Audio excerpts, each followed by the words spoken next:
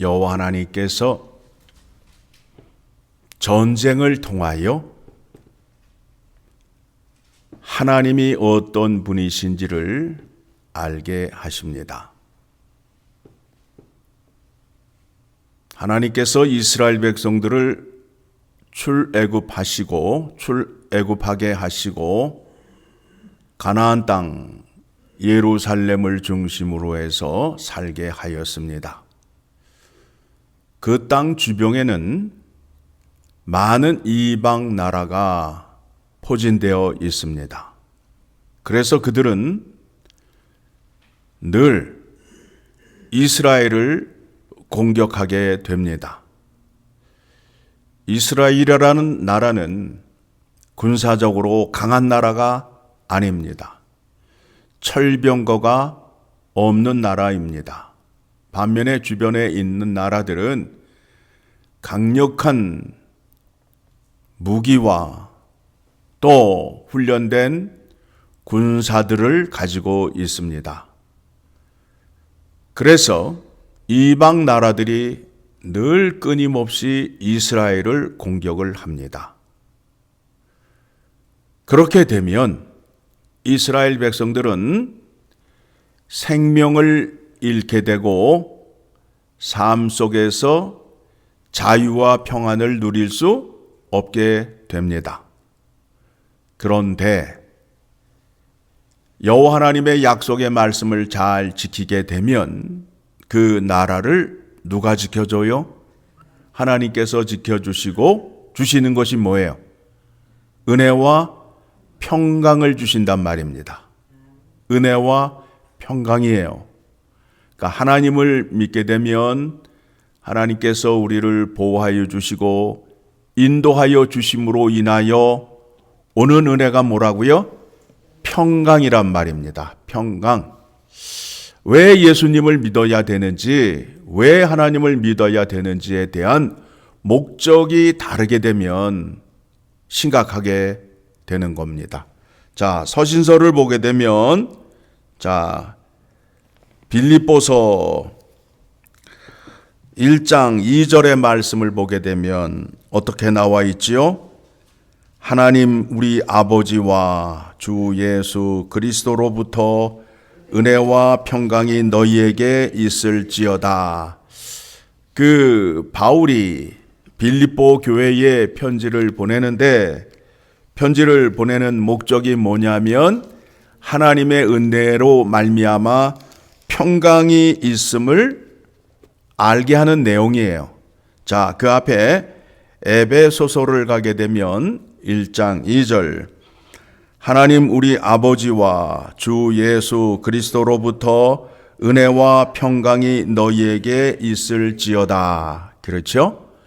예수님께서 부활하시고 제자들을 만나셨을 때에 처음 하신 말씀이 어떤 말씀이지요? 너희에게 평강이 있을지어다. 또 부활하시고 갈릴리로 가실 때에 여인들을 만났을 때 여인들에게 묻는 말이 무엇이었죠? 평안하냐? 그렇죠? 평안하냐예요. 그러면 이 흔들리는 세상 속에서 예수 그리스도를 믿고 살게 되면 하나님의 인도하심과 보호하심 속에서 평강을 누리며 살 수 있다라는 거예요. 구약의 말씀을 통하여 확인하는 것이 무엇이냐면 생명과 평강을 누리기 위해서는 하나님과 언약을 맺고 하나님 말씀에 순종하여야 된다라는 겁니다. 자, 우리가 잘 알고 있는 말씀입니다. 히스기야가 아수르 왕 산헤립에게 협박 편지를 받았습니다. 그런데 그 편지의 내용은 무엇이냐 하면 여호와 하나님을 믿지 말고 아수르 왕 산헤립을 믿으라는 말이에요. 이렇게 강한 왕을 본 적이 있느냐? 그러니 하나님을 따르지 말고 아수르 왕 산헤립을 왕으로 모시고 살아라 하는 내용이었어요. 그래서 히스기야는 이사야에게 사람을 보내어서 어떤 말을 하느냐 하면, 여호와 하나님, 그 사내립이 하는 말을 들으셨지요. 하나님을 조롱하는 말, 하나님을 비하하는 말을 들으셨지요. 그러니까 여호와 하나님께서 하시는 말씀이 무엇이냐 하면, 걱정하지 말라. 그 왕이 말한 대로 그렇게 되지 않는다라고 말씀하고 있어요. 자, 본문 6절의 말씀을 보게 되면, 이사야가 그들에게 이르되 너희는 너희 주에게 이렇게 말하라. 여호와의 말씀이 너는 아수르 왕의 신복에게 들은 바 나를 모욕하는 말 때문에 두려워하지 말라. 그렇죠? 결국에는 누구를 대적하고 누구를 비방하게 되는 겁니까? 하나님을. 그러니까 하나님께서 자기 자신을 공격하고 있는데 하나님께서 어떻게 하시겠어요? 대적하는 자를 심판하셔야 될 거 아니에요? 그래서 7절, 내가 내가 한 영을 그의 속에 두어 그로 소문을 듣고 그의 본국으로 돌아가게 하고 또 그의 본국에서 그에게 칼에 죽게 하리라 하셨느니라 하더라. 결과로 말씀을 드리게 되면 그 아수르 왕 사네립이 18만 5천 명의 군사를 데리고 왔는데 그 군사가 하루아침에 죽습니다. 다 죽습니다.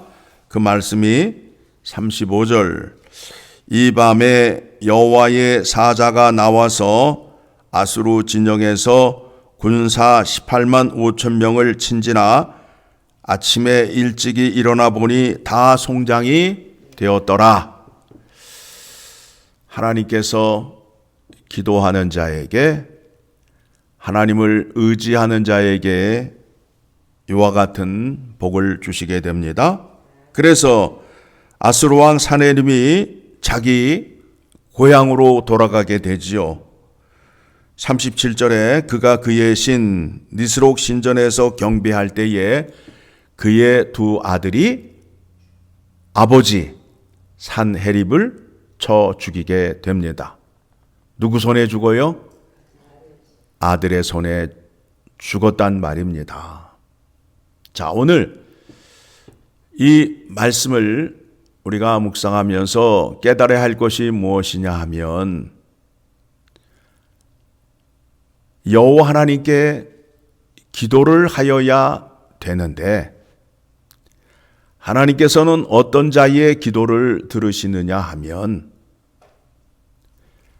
첫 번째는 하나님과 관계 속에 있는 자의 기도를 들으신다라는 거예요. 그러면 하나님과 관계를 이루기 위해서는 약속의 말씀으로 관계를 맺으시고 그 약속의 말씀을 지키는 자에게 복을 주신다라는 겁니다. 자, 오늘 아침 우리가 새벽에 찬양을 드렸죠. 446장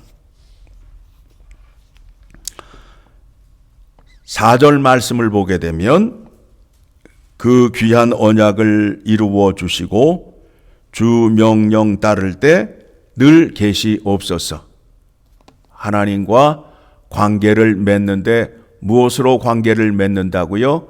약속의 말씀으로. 그리고 그 약속의 말씀을 어떻게 해야 된다고요? 따라야 된다라는 거예요. 순종해야 된다라는 거예요. 그러므로 인하여 복이 내게 임한다라는 겁니다. 히스기야 왕은 유다 왕들 가운데에 하나님을 가장 많이 의지하였던 왕이었습니다. 그래서 그는 문제가 있을 때마다 그 문제를 들고 여호와 하나님 앞으로 나아갔습니다. 그 아수르 왕에게 받은 편지를 펴놓고 하나님 앞에 기도를 하였습니다. 그랬더니 하나님께서 그에게 기도를 응답해 주시잖아요. 그래서 너희는 망하지 않는다. 본문 29절의 말씀을 보게 되면 또 내게 보일 징조가 이러하니 너희가 금년에는 스스로 자라난 것을 먹고 내년에는 그것에서 난 것을 먹되 제3년에는 심고 거두며 포도원을 심고 그 열매를 먹으리라. 그러니까 망한다는 거예요? 안 망한다는 거예요? 안 망한다라는 겁니다. 이렇게 우회적으로 깨달을 수 있도록 말씀을 주신다라는 겁니다. 그런데 우리는 어떻게 기도를 응답을 받으려고 하느냐 하면 안 망한다는 말씀을 하여 주시옵소서라고 기도를 한단 말이에요. 급하고 어리석은 기도를 하시면 안 된다라는 겁니다. 그래서 하나님은 착하고 선하게 사는 자에게, 하나님의 말씀을 지키며 사는 자에게 복을 주신다라는 겁니다. 자, 이러한 말씀이 야고보서 4장 6절을 가게 되면 4장 6절 같이 읽도록 하겠습니다. 그러나 더욱 큰 은혜를 주시나니 그러므로 일러스되 하나님이 교만한 자를 물리치시고 겸손한 자에게 은혜를 주신다 하였느니라. 오늘 본문의 말씀이지요. 교만한 자가 누구예요? 아스루 왕 사네립이고, 겸손한 자 누구예요? 히스기야 왕이 되지요. 그래서 복을 받기 위해서는 7절 그런즉 너희는 하나님께 복종할지어다 마귀를 대적하라 그리하면 너희를 피하리라. 하나님을 가까이 하라 그리하면 너희를 가까이 하시리라. 죄인들아 손을 깨끗이 하라. 두 마음을 품은 자들아 마음을 성결하게 하라. 슬퍼하며 애통하며 울지어다. 너희 웃음을 애통으로 너희 즐거움을 근심으로 바꿀지어다. 주 앞에서 낮추어라. 그리하면 주께서 너희를 높이시리라. 이 약속의 말씀을 여러분 기억하시고 붙잡으셔야 됩니다.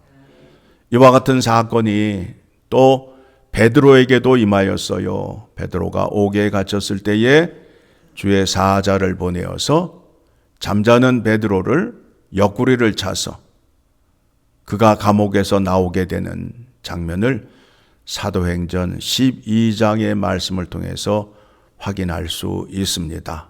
어떤 자에게 복을 주신다고요? 겸손한 자, 하나님 말씀에 순종하는 자, 하나님께 의지하는 자에게 복을 주신다 약속하셨습니다. 이 약속의 말씀이 여러분의 능력이 되기를 간절히 소망합니다.